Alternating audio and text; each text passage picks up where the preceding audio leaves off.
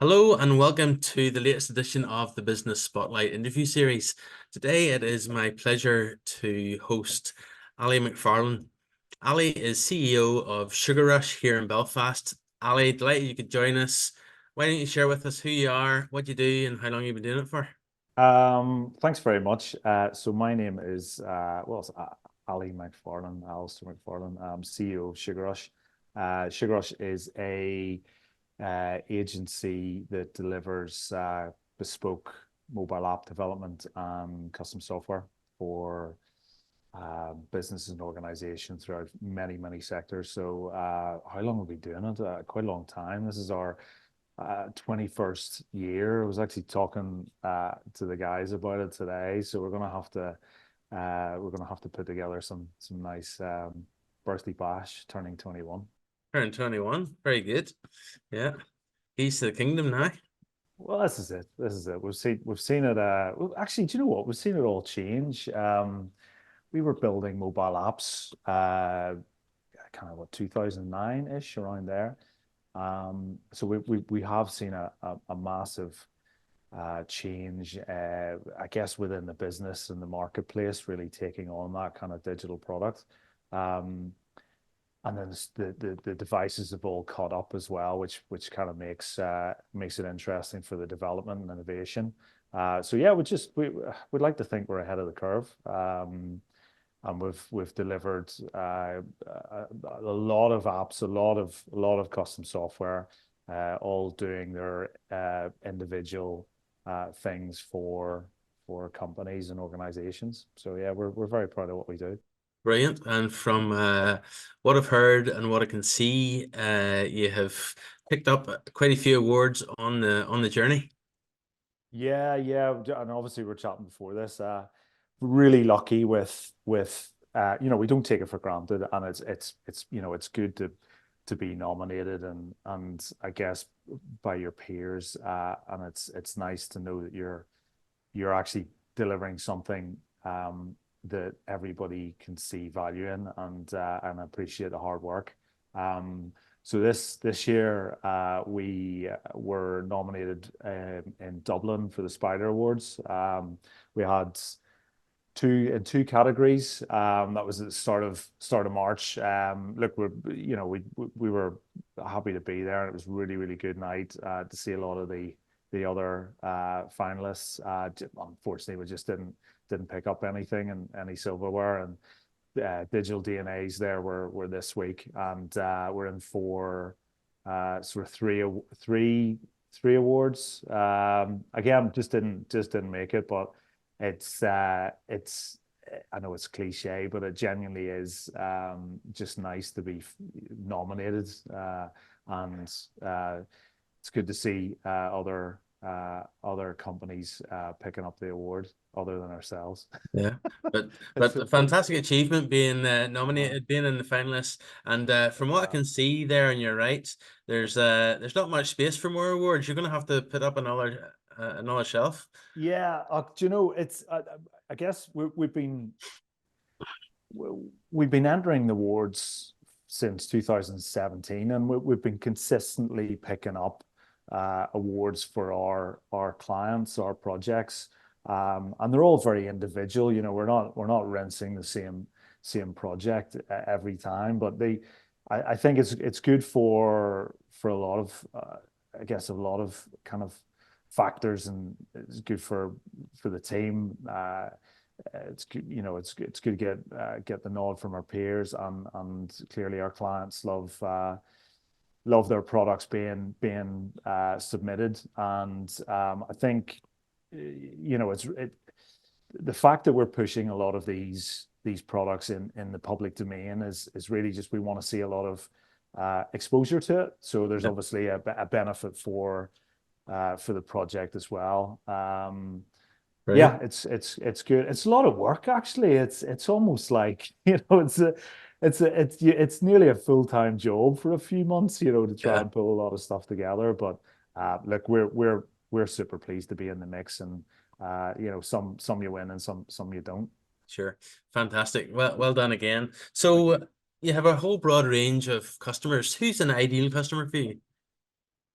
I think certainly over the past few years, the ideal project, I guess, would be and company would be an organization that is going through this kind of digital transformation. Uh, they they feel that they need a digital product that or digital footprint, and whether that is a mobile app or a software system that processes the stages quicker, or payments, or stores data and shows that better displayed. I think there's a lot of this movement with companies that want to streamline things a lot better, Yeah, yeah, and help the workforce and help their customers, the front facing customers. So we effectively come in and problem solve that. So they've got,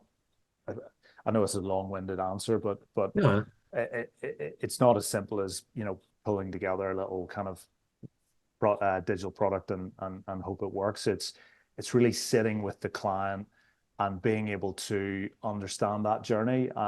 The products that we build for our clients and then become obviously the client's products.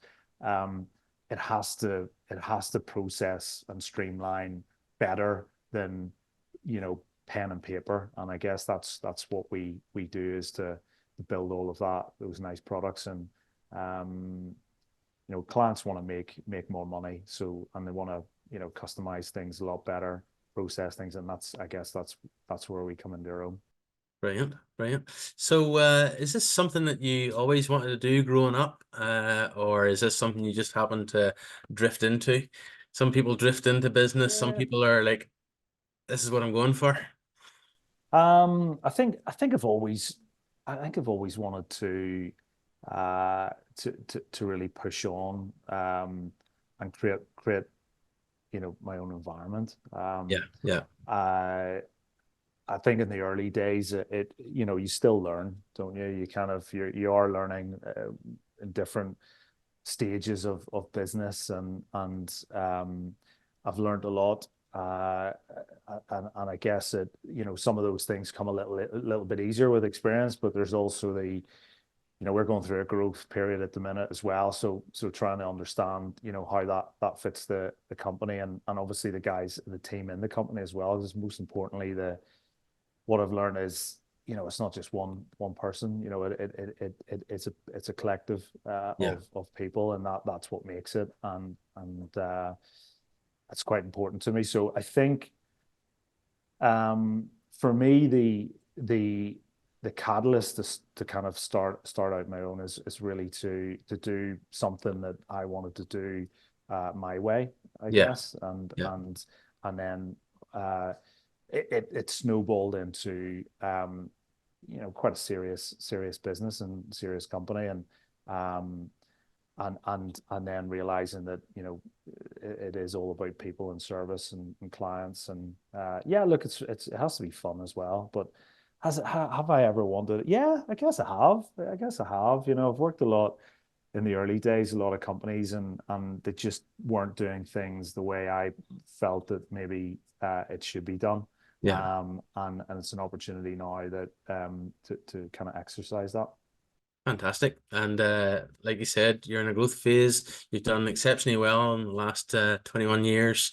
Fantastic. And what's been your biggest learning personally during this journey?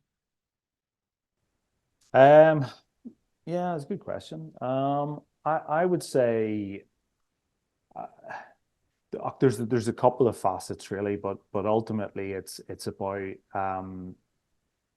understanding your own skill sets, and Yeah, then bringing a lot of the individuals together to make a better service. And I think that's probably what I learned fairly early on, is you can't really do everything yourself. So it's sure. about finding the right team, and nurturing and being sympathetic to a lot of the skill sets, a lot of the kind of approaches, and I guess listening a bit better. It's having allowing opportunities and other individuals to excel, and to listen, um, to that approach rather than steaming ahead and trying to do your own approach. I think that's probably uh, maybe the biggest thing I've learned over the number of years. Um, yeah. Very good. And then, what have been the biggest issue that you've had to overcome? Now, I'm going to jump in here and say, please don't say COVID. Well, I probably am. I think that's the first thing that stuck to my. I think I don't think as yeah. Look, it's probably an easy way to say yes, it is COVID, but genuinely that was one of the toughest times, especially as a company owner. Is Sure. I mean, it was so unprecedented. Like, we all have individual stories and individual kind of memories. Yeah. Certainly, as a company owner, it's stepping up to that leadership role, and there is no handbook. You can't really turn to any mentor. You can't you Yeah. can't really and there was different conflicting messages coming from media and all the rest of it. But genuinely, it was um, to safeguard the well-being of our team, is Yeah. to work with the clients that were clearly struggling. No, this isn't a cop out, by the way. This genuinely Sure. Yeah. is. Yeah. Uh, it just shone a light on how important our clients are and how important our team is, and to see that that level of uh, I guess complete. There wasn't any, as I say, any handbook, so Yeah. it was Uncharted waters. yeah, it was huge unknown. Yeah. And everyone was looking answers, and it really was stepping up that leadership. So yeah, looking after the guys, making sure that they're happy, the well-being. It was a scary time. Fortunately, we're in an environment where we can transition to work from home pretty quickly. Yeah. We actually were doing that pretty much, before. But really working on a personal level with the clients, because a lot of our clients, just didn't have that luxury of shutting down the workforce and work from home. They they Sure. they they just weren't in that environment. So, and there's always silver linings as well. We were able to build some products that allowed them to survive, and that was a real personal journey as well. That's brilliant. Excellent. And yeah, I like you had been working remotely for a lot of my career. So for what I was doing at that stage, it wasn't too much adaptation. Obviously, there was for the ones in the factories that were associated with my previous role. Yeah. But yeah, it's interesting to see how we prioritized each other during that time. Yeah, I think it's being sympathetic, it's being Yeah. understanding. Yeah. I think out of it, yeah, we definitely, certainly in Sugar Rush, we listen a lot more. Everyone's well-being is, and everyone's valued as well. And that sounds Yeah. quite sort of, cliche, but it definitely is valued. But yeah, that was without doubt. And talking to other business owners as well, that was without doubt the most just challenging times. Yeah. And Yeah. when you see businesses struggle and you're trying to navigate through that kind of choppy waters and trying to make sure that your own team is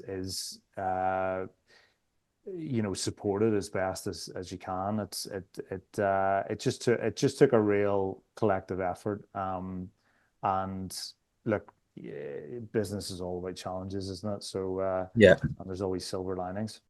Totally. Always silver linings and always an opportunity to build resilience and develop character in different areas that we haven't been challenged in before.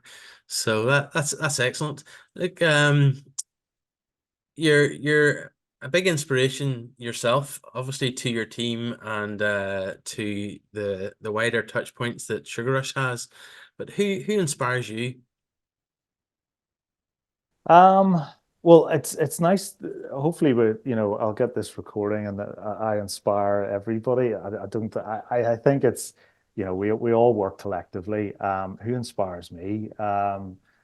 I think just really, I guess sort of my parents really work ethic. I think it's there's a uh, there's a friend. He's definitely a friend. He's I guess a mentor as well. But a guy called Jim Johnson, and he's got a wealth of experience of kind of become very close with him, and kind of bounce stuff off each other. And um, he's taught me really about sort of integrity and value and a bit of honesty as well. And I think that's what I'm trying to really instill in some of the products and services that we have, is just this being able to deliver with honesty and trust. Yeah. And that sort of, I guess, helps future kind of dealings with people. So yeah, I guess that's, yeah. Brilliant. No, Uh, that's there's that's no wonderful. one famous, no one Yeah. famous, but it's But but I love that when it's not somebody who everybody in the world has heard about. I love it when it's a parent or a family member or somebody local here in Northern Ireland, yeah, that is somebody well known, or in mhm, your case maybe not so well known, but a friend who's also journeyed in the business world. yeah. And those values that you mentioned are just so critical and important. So, do you turn to any sort of favorite books about business or inspiration, or do you have a favorite podcast that you spend time on? I actually don't. I don't have any. I I suppose we're in the digital world, so there's a lot of podcasts. I guess started listening to a lot of well-being podcasts and thought-provoking podcasts. Not one any particular one, but no, I don't actually have that sort of go-to. Unfortunately, that's a real letdown, because I know a lot of your other guests do. No, don't have any, unfortunately. Yeah, no problem at all. So, looking forward, what does the future look like for yourself, for Sugar Rush, and what do you see as the main challenges moving forwards in the coming years? Yeah, I think certainly for us is growth. That's the forefront of what we're trying to do.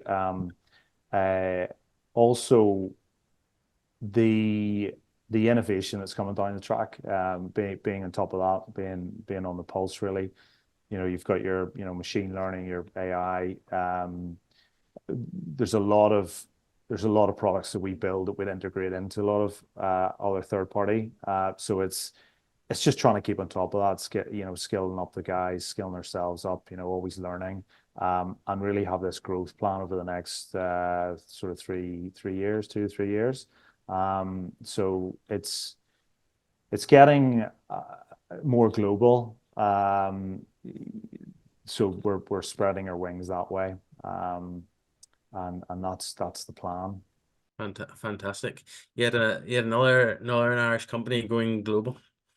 It's Yeah, look, I brilliant. think it's a pull. Again, we don't underestimate the pull of talent here in Yeah, Northern Ireland. It's exceptional, and I guess there's definitely no reason why we can't be producing that sort of level across the globe. So yeah, it's just certainly growth plan, acceleration, upskill, providing other services that are really on the pulse with the technologies that we're using as well.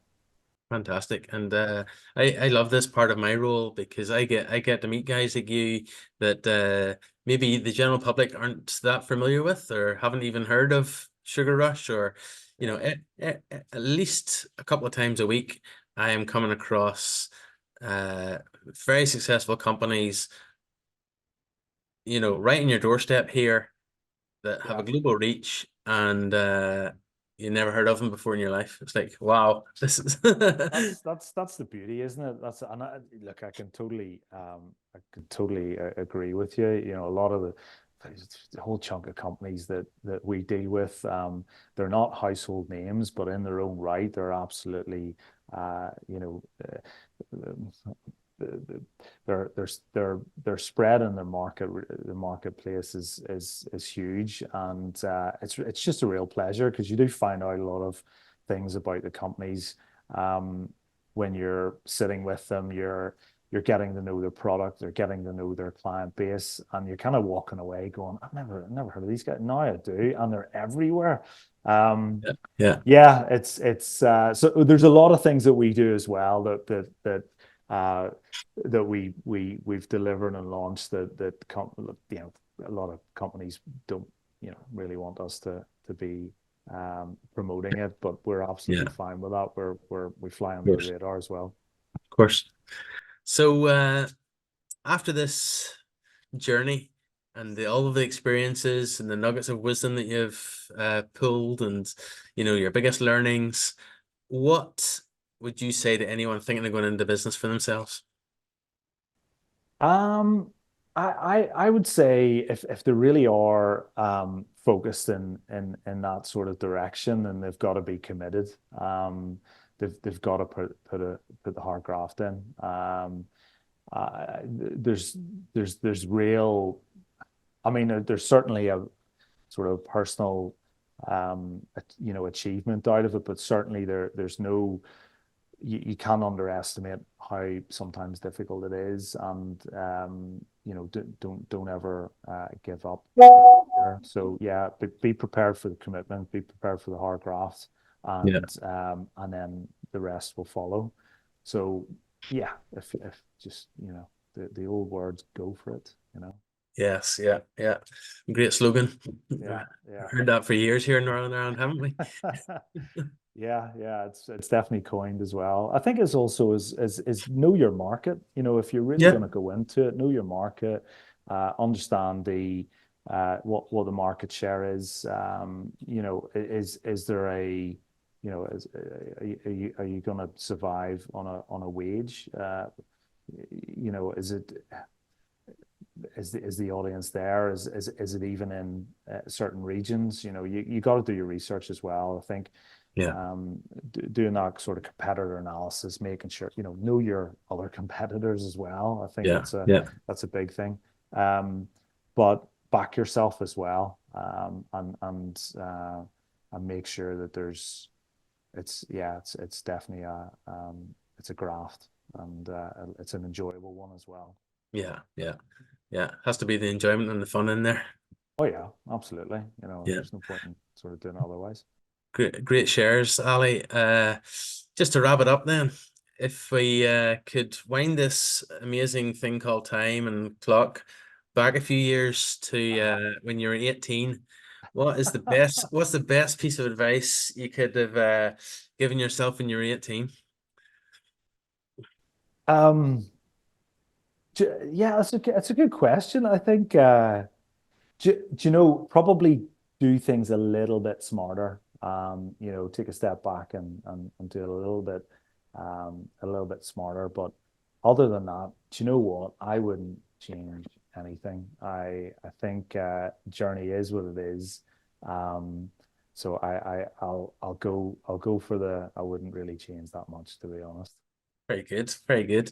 No, that's great. Like, really appreciate you taking time out of your busy schedule between going to awards events and growing the company even more, and Yeah, just yeah. the day to day. Like, really appreciate you investing your time to share with our community.